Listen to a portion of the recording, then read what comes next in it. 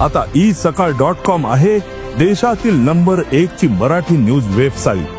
प्रत्येक अपडेटसाठी isakal.com ला नक्की भेट द्या।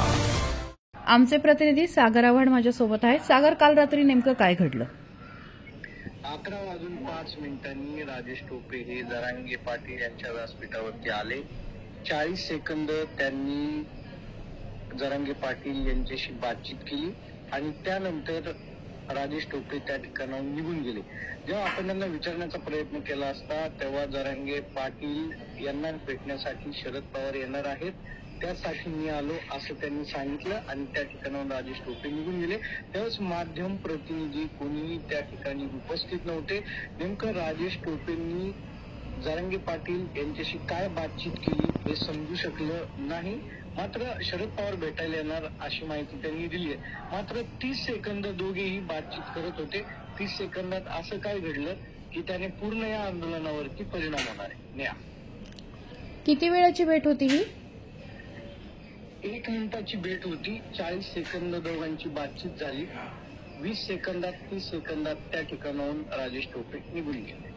आधी काही याची माध्यमांना कल्पना, या भेटीची माध्यमांना कल्पना होती सागर? नाही, सर्व माध्यम प्रतिनिधी त्या ठिकाणाहून गेले असता राजेश टोपे त्या ठिकाणी दाखल झालेले होते।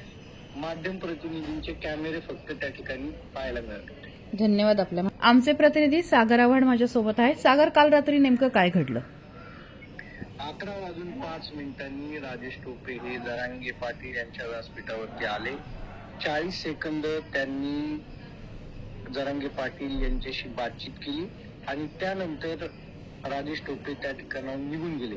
जेव्हा आपण त्यांना विचारण्याचा प्रयत्न केला असता तेव्हा जरांगे पाटील यांना भेटण्यासाठी शरद पवार येणार आहेत, त्यासाठी मी आलो असं त्यांनी सांगितलं आणि त्या ठिकाणाहून राजेश टोपे निघून गेले। त्यावेळेस माध्यम प्रतिनिधी कोणीही त्या ठिकाणी उपस्थित नव्हते। नेमकं राजेश टोपेंनी जरांगे पाटील यांच्याशी काय बातचीत केली हे समजू शकलं नाही। मात्र शरद पवार भेटायला येणार अशी माहिती त्यांनी दिली आहे। मात्र 30 सेकंद दोघेही बातचीत करत होते। 30 सेकंदात असं काय घडलं की त्याने पूर्ण या आंदोलनावरती परिणाम होणार आहे। न्या किती वेळाची भेट होती ही? 1 मिनिटाची भेट होती। 40 सेकंद दोघांची बातचीत झाली। 20 सेकंदात 30 सेकंदात त्या ठिकाणाहून राजेश टोपे निघून गेले। आधी काही याची माध्यमांना कल्पना, या भेटीची माध्यमांना कल्पना होती सागर? नाही, सर्व माध्यम प्रतिनिधी त्या ठिकाणाहून गेले असता राजेश टोपे त्या ठिकाणी दाखल झालेले होते। माध्यम प्रतिनिधींचे कॅमेरे फक्त त्या ठिकाणी पाहायला मिळत होते। धन्यवाद आपल्या माहितीसाठी। महाराष्ट्रातील सर्व बातम्यांचे विश्वासार्ह व्यासपीठ सकाळच्या सर्व सोशल मीडिया प्लॅटफॉर्मला लाईक, फॉलो आणि सबस्क्राईब करा। तसंच सर्व नोटिफिकेशनसाठी बेल आयकॉन प्रेस करायला विसरू नका।